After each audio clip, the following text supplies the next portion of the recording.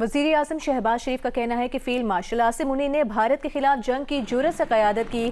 مسلح افواج کی جرأت اور بہادری سے دشمن کو عبرتناک شکست ہوئی۔ افغانستان سے خوارج کے حملوں میں فوجی اور معصوم پاکستانی شہید ہو رہے ہیں۔ شہداء نے جان قربان کر کے کئی بچوں کو یتیم ہونے سے بچایا۔ پاک فوج کی قربانیوں کا مذاق اڑائیں گے تو کون پاکستان کی عزت و توقیر کرے گا؟ اس سے بڑی ملک دشمنی نہیں ہو سکتی۔ افواج پاکستان کے خلاف زہر آلود پروپیگنڈا کیا جائے تو فوج کا دفاع کرنا حکومت اور علماء کرام سمیت ہم سب کی ذمہ داری ہے۔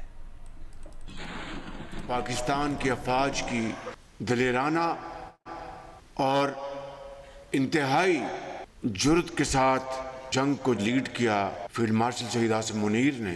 افغانستان سے جو خوارج یہاں پر دہشت گردوں کو بھیج کر بے گناہ پاکستانیوں کا وہ ان کو شہید کر رہی ہے، افواج پاکستان کے افسر اور جوان، عام آدمی، شہری، مائیں، بیٹے، بیٹیاں ہر روز کے پی میں، بلوچستان میں وہ شہید ہو رہے ہیں۔ وہ افسر، وہ جوان، وہ سپاہی قوم کے لاکھوں کروڑوں بچوں کو یتیم ہونے سے بچا دیا، اپنے بچوں کو وہ یتیم کر گیا۔ اس سے بڑی قربانی اور دنیا میں کیا ہو سکتی ہے؟ اگر اس قربانی کی ہم تصدیق کریں گے، اس کے اوپر ہم اس کا مذاق اڑائیں گے تو کون پاکستان کی عزت اور توقیر کرے گا؟ اور میں سمجھتا ہوں کہ اس سے بڑی پاکستان کی اور کوئی دشمنی نہیں ہو سکتی۔ اور پھر یہاں پر افواج پاکستان کے خلاف زہر آلود پروپیگنڈا کیا جائے تو میرے بزرگوں اور انتہائی قابل احترام علماء کرام، یہ صرف میری ذمہ داری نہیں بلکہ یہ میری کیبنٹ کی ذمہ داری، یہ آپ کی بھی ذمہ داری ہے کہ آپ اس فوج کا آپ دفاع کریں جس نے پاکستان کا دفاع کرنے کے لیے اپنے خون کی قربانی دی اور ازلی دشمن کا وہ شکست دی کہ وہ قیامت تک یاد رکھے گا، قیامت تک۔ اسلام آباد میں علماء کنونشن سے خطاب میں وزیر اعظم نے کہا کہ پاکستان کی معاشی ترقی کا سفر شروع ہوا چاہتا ہے۔ دہشت گردی اور معاشی ترقی کی کاوشیں ساتھ نہیں چل سکتی۔ جادو ٹونے سے نہیں، صرف محنت سے کامیابی ملے گی۔ قومی معاملات پر یکجان دو قالب ہونا ہوگا۔ ہم الحمدللہ بھرپور ہم ترقی اور خوشحالی کے سفر کی طرف تیزی سے گامزن ہوا چاہتے ہیں۔ نہ جادو ٹونے سے کوئی بات ہوگی، نہ کسی اور طریقے سے، صرف اور صرف شبانہ روز محنت سے ہوگی انشاءاللہ۔ پوری قوم کو ان قومی معاملات کے اوپر یکجاں دو قالب ہونا ہوگا۔ معیشت کو جو ڈیفالٹ کے دہانے پہ تھی اس کو خدا تعالیٰ کے فضل و کرم سے کرنا اللہ تعالیٰ کی ذات میں ہوتا ہے۔ انسان صرف کوشش کر سکتا ہے اخلاص اور محنت کے ساتھ۔ اس کو بچانے کے لیے سیاسی اور عسکری قیادت نے مل کے کام کیا۔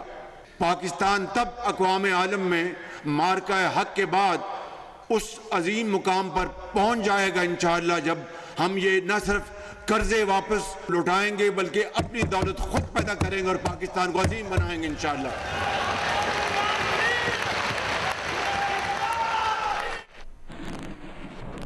چیئرمین پاکستان پیپلز پارٹی بلاول بھٹو زرداری کا کہنا ہے کہ وہ کسی سیاسی پارٹی پر پابندی کے حق میں نہیں ہے۔ خیبر پختونخوا میں گورنر راج لگانا ان کا یا پارٹی کا مطالبہ نہیں۔ سیاسی پارٹی کو خیبر پختونخوا میں اپنا رویہ بہتر کرنا ہوگا۔ دہشت گردوں کے خلاف جاری آپریشن میں خلل ڈالا جائے تو مسائل بنیں گے۔ سیاسی جماعت دہشت گردوں کی سہولت کار بنی تو پھر گورنر راج لگانا مجبوری بن جائے گا۔ پیپلز پارٹی کا مطالبہ ہے کہ سیاسی جماعتیں اپنی سیاست کو دائرے میں رکھیں۔ ایک سیاسی جماعت سیاسی دجال کا کام کر رہی ہے۔ اس کی کوشش ہے کہ عوام اور افواج کے درمیان دراڑ پیدا کرے۔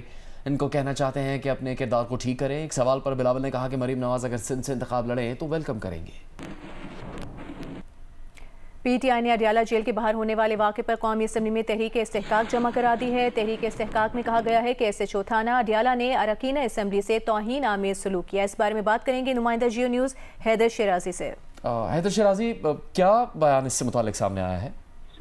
جی، پی ٹی آئی ارکان اسمبلی میں اڈیالہ کے باہر پیش آنے والے واقعے پر قومی اسمبلی میں تحریک استحقاق جمع کروانے کا فیصلہ کیا تھا، جس کے بعد اب یہ تحریک استحقاق جمع کروا دی ہے اور اڈیالہ کے باہر نامزد پارلیمانی لیڈر شاہد خٹک زخمی ہوئے تھے اور اس تحریک استحقاق میں ایس ایچ او تھانہ اڈیالہ نے کے بارے میں بتایا گیا ہے کہ انہوں نے ارکان اسمبلی سے توہین آمیز سلوک اپنایا اور SHO کی اما پر ارکان اسمبلی کی گاڑیوں کو بھی نقصان پہنچایا گیا، اور تحریک استحقاق میں کہا گیا ہے کہ بحیثیت ارکان قومی اسمبلی ہمارا استحقاق مجروح ہوا اور SHO کو پارلیمانی کمیٹی کے سامنے جواب دہ بنایا جائے، اور تحریک استحقاق پر 4 ارکان اسمبلی کے دستخط موجود ہیں۔ جی شکریہ آپ کا حیدر شیرازی اس تفصیل کے لیے۔ برسلز میں وزیر داخلہ محسن نقوی کی برطانوی وزیر خارجہ ہیویٹ کوپر اور برطانوی وزیر مملکت ایلیکس نورس سے ملاقات ہوئی ہے۔ وزیر داخلہ محسن نقوی نے ملاقات کو خوشگوار قرار دیا ہے۔ پاکستانی نژاد انویسٹر ابراہیم حفیظ گیمنگ اور وینچر کیپٹل کے ابھرتے ہوئے عالمی رہنماؤں میں شامل ہو گئے۔ امریکی جریدے فوربس کا کہنا ہے کہ ابراہیم حفیظ گریفن گیمنگ پارٹنرز میں شمولیت کے بعد عالمی گیمنگ انڈسٹری میں نمایاں کردار ادا کر رہے ہیں۔ اب تک 30 سے زائد سرمایہ کاری منصوبوں کی قیادت یا معاونت کر چکے ہیں۔ $1.5 ارب مالیت کے سرمایہ جاتی فنڈ کے انتظام میں کلیدی کردار ادا کر رہے ہیں۔ ابراہیم حفیظ نے حال ہی میں ترکی کے اسٹوڈیو فیوز گیمز میں $7 ملین کی سرمایہ کاری کی قیادت کی۔ ابراہیم حفیظ کی یہ کامیابیاں پاکستان کے لیے باعث افتخار ہیں۔ چیئرمین پاکستان پیپلز پارٹی سے لاہور میں میڈیا ٹاک کے دوران ایک خاتون نے کہا کہ آپ یہاں ہماری بات کریں، سیاست نہیں۔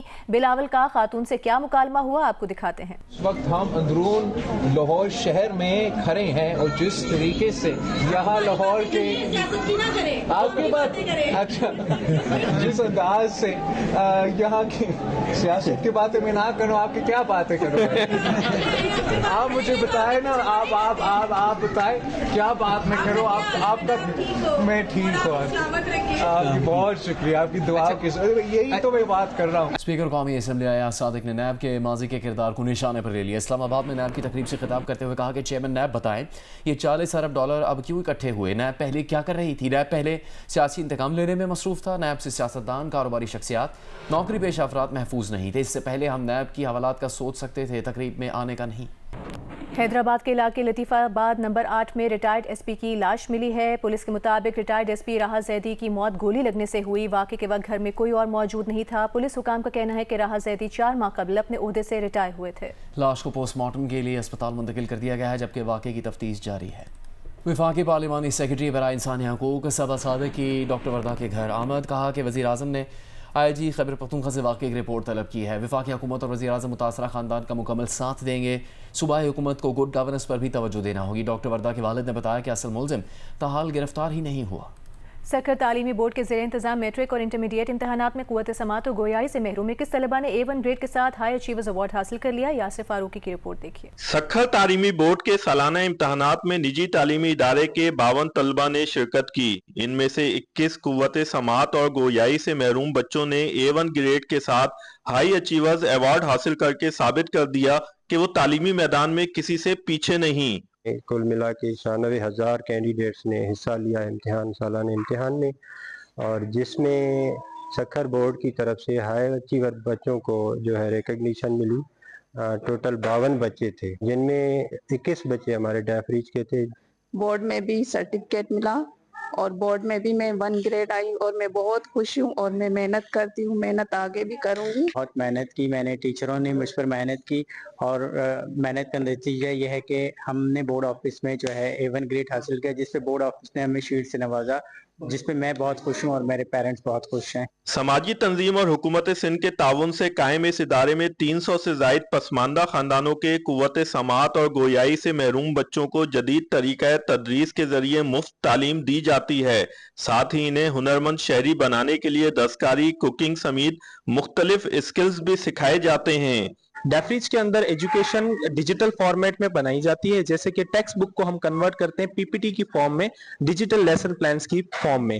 اس سے پھر بچہ کیا ہوتا ہے، جو ویژول ایکٹیویٹیز دیکھتا ہے اور ہینڈز آن ایکسپیرینس کرتا ہے، وہ زیادہ سمجھتا ہے as compare to reading and anything else. ہمارے یہاں پہ ہوتی ہیں کلاسز کوکنگ اور بیکنگ کی، جس سے بچوں کی جو آگے زندگی میں ان کو سہولت ہوتی ہے۔ پاکستان میں 10 لاکھ سے زائد سماج سے محروم بچوں میں صرف 5% بچے ہی تعلیمی اداروں تک رسائی حاصل کر پاتے ہیں۔ بقیہ بچوں کو بھی کارآمد شہری بنانے کے لیے مزید جامع اقدامات کی ضرورت ہے۔ کیمرامین اسامہ طلعت کے ساتھ یاسر فاروقی، جیو نیوز، سکھر۔